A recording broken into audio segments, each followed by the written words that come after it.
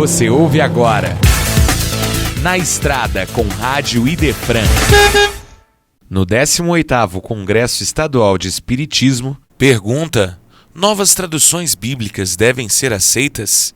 Haroldo Dutra Dias responde: eu penso que a evolução é um pêndulo.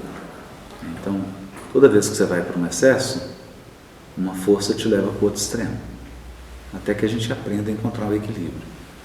Eu penso que essa onda conservadora, ela vem muito de uma outra onda muito libertinária, muito desorientada da história, da economia, da política, da religião. Só que, veja, como é fruto de um excesso, que foi para um lado, está vindo para o outro. E nesse ponto eu concordo muito com o André Luiz Peixinho, que é o presidente da Federação Espírita da Bahia. Ele fala assim: nós aprendemos muita coisa do Kardec, só falta uma coisa: aprender a pensar como ele. Então, eu hoje, com a maturidade, com a idade que eu tenho, eu acho que o maior legado de Kardec é nos ensinar a ter fé raciocinada. E eu vou dar um exemplo, que é o da tradução. Quando eu cheguei jovem no movimento espírita, eu fui doutrinado, que era assim: a melhor tradução da Bíblia em português é João Ferreira de Almeida. E naturalmente eu, com 15 anos, não tinha nem recurso intelectual, nem condições de verificar isso. E eu, juro, sem piada, eu acreditei que o João Ferreira de Almeida estava vivo, que ele era meu contemporâneo.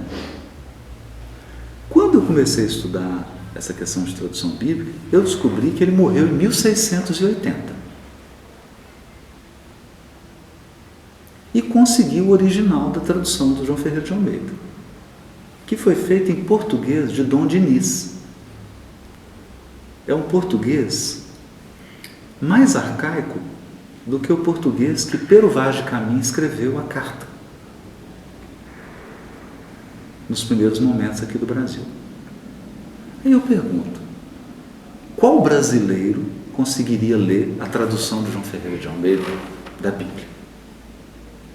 Nenhum.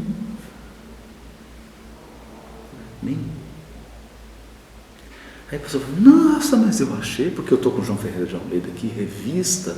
Pois é, você está com a tradução revista, ampliada e aumentada. O que é revista? Essa língua portuguesa que está na tradução não é do João Ferreira, porque ele fez a tradução em 1650. Então veja, o que manda a fé raciocinada? Pensar. A gente precisa pensar, avaliar. E a gente vai entender que as traduções envelhecem. As traduções envelhecem. O pessoal está com isso. Nós estamos com uma exposição aqui do documento de Kardec, dos documentos de Kardec aqui. Eu falo francês, leio francês fluentemente. Isso é francês arcaico. Se eu trouxer um jovem francês pedir para ele ler, vai ter dificuldade. Porque isso é francês do século XIX. Isso não é francês de hoje. Então, mesmo um francês, uma francesa, pegando, é tanto que o pessoal que traduziu passou aperto. E a turma que estava lá lia em francês como eu leio em francês fluente. Como é que lê? Então, veja, é crendice, As traduções envelhecem. As traduções envelhecem. E a gente, para dar um último exemplo sobre isso, quando eu estava em Belo Horizonte, eu tinha feito o grego no FMG, feito o curso, enquanto eu fazia graduação em Direito, eu falava: preciso aprender hebraico.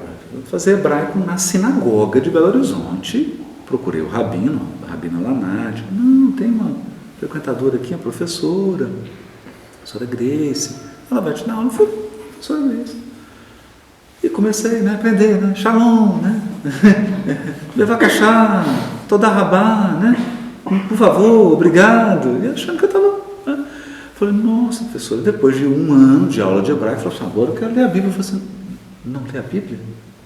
A Bíblia hebraica? Eu falei: professora. Não, eu não consigo ler a Bíblia hebraica. Eu falei: Não, mas como assim, professor? Não, Bíblia hebraica é hebraico arcaico. Eu sou professor de hebraico moderno.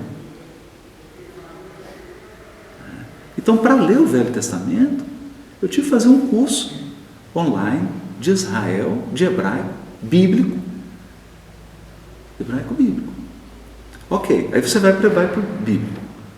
Você pega os livros, as pessoas acham que são 60 e tantos livros. Alguns foram escritos num intervalo de distância de um do outro de quase 2000 anos. Então, se você pega um texto de Jó, um texto de Gênesis, um texto de Zacarias, não é o mesmo hebraico.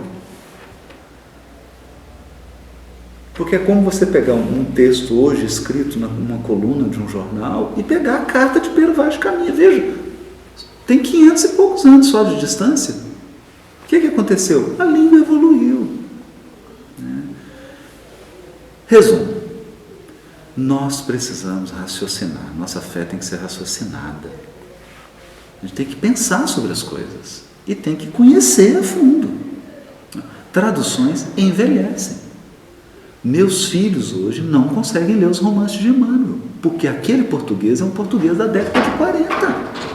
Não tem jovem que lê mais aquilo. E o que nós vamos fazer? Alguém vai ter que explicar.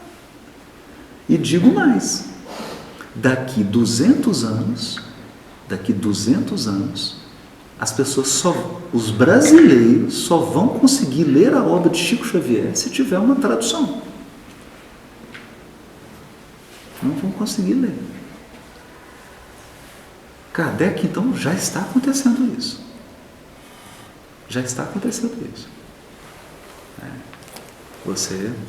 O texto vai ficando histórico, né? E a tradução precisa ser feita à lei do progresso.